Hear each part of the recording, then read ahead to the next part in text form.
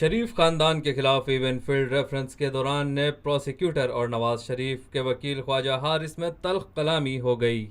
خواجہ حارث کی واجد ضیاء پر جرح کے دوران نیب پروسیکیوٹر نے کہا کہ یہ گواہ کو ہراساں کر رہے ہیں، اگر وکیل صفائی کے پاس کوئی سوال نہیں تو جرح ختم کر دیں۔ نیب پروسیکیوٹر نے کہا کہ خواجہ حارث غیر ضروری سوالات کر رہے ہیں، عدالت فیصلہ کرے، خواجہ حارث اپنے سوالات کے حوالے سے عدالت کو مطمئن کریں۔ نواز شریف کے وکیل کا کہنا تھا، کیا میں اپنا دفاع پروسیکیوشن کے سامنے ظاہر کر دوں؟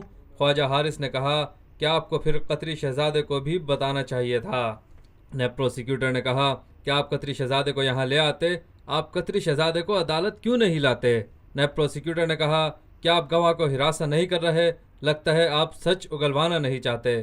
خواجہ حارث نے عدالت سے کہا کہ جج صاحب، ان کو مسئلہ کیا ہے، کیوں بار بار اعتراض اٹھا رہے ہیں؟